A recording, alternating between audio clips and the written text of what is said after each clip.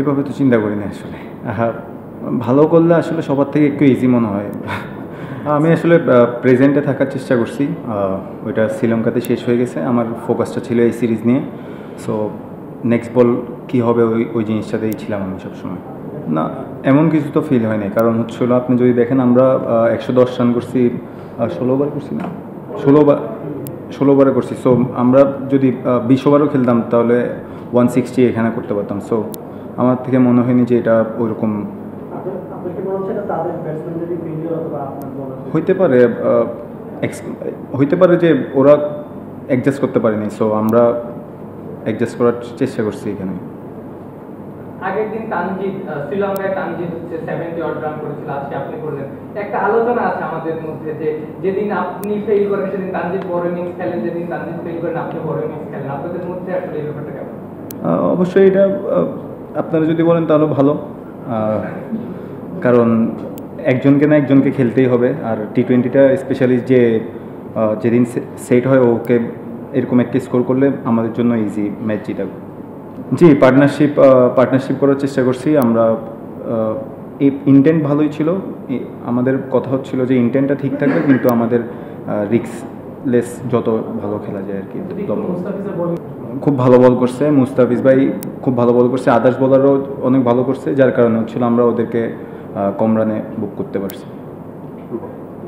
আপনি তো ক্লাব বয় ওপেনার, পাওয়ার প্লেটা খুব দারুণভাবে কাজে লাগে, কিন্তু যখন ব্যাক টু ব্যাক ফেলিওর আসে তখন আসলে মেহবুবুদ্দিনের কি চিন্তা হয়? আপনি কি ন্যাচারাল খেলাটা খেলার চিন্তায় থাকে, নাকি কিছু রান করে আসলে জায়গাটা পাকা করা? টিম ম্যানেজমেন্ট থেকে এই ধরনের ওপেনারদের আসলে কীরকম মেসেজ এই ধরনের ওপেনার পেলে আসলে তারাও ন্যাচারাল খেলাটা খেলতে পারে? আসলে যখন ব্যাক টু ব্যাক উইকেট আসে তখন স্বাভাবিক যে কোনো টিমের একটু প্রেশার আসে। তো আমাদের প্ল্যানিংটা থাকে হচ্ছিল ছোটো একটা পার্টনারশিপ করা। ইন্টেন্ট ঠিকই থাকবে, কিন্তু হচ্ছিল ছোটো একটা পার্টনারশিপ করে ইনিংসটা বিল্ড করা। শ্রীলঙ্কার বিপক্ষে যে বোলিং অ্যাটাকটা আপনারা সামনেছেন, যদি একটু ফার্স্টে দেখেন, কোম্পানি একটা ম্যাচে খেলেন মাত্র, পাকিস্তানের বোলিংটাকে কি একটু কমজোরি মনে হয়েছে কিনা? স্কোরিং ভালো করেছেন বলেই বলছি কোশ্চেনটা। ভালো করলে আসলে সবার থেকে একটু ইজি মনে হয়। সো না, ওরাও ইন্টারন্যাশনাল খেলতেছে, সবাই এক্সপিরিয়েন্স, ওইখানে অনেক এক্সপিরিয়েন্স বলার আছে। সো ভালোই ছিল ওরাও। আপনি পাকিস্তানের বিপক্ষে লাহোরেও একটা 50 করেছিলেন খুব হাই স্কোরিং রেটে।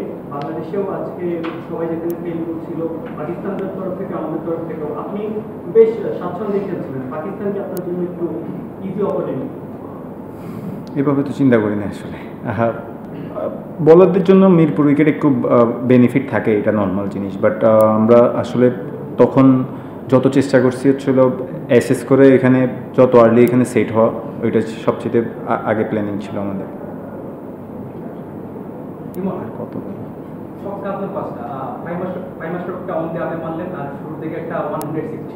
সবচেয়ে বেশি এনজয় করছেন কোন ছক্কাটা? 100 ছয় যেটা মারছি।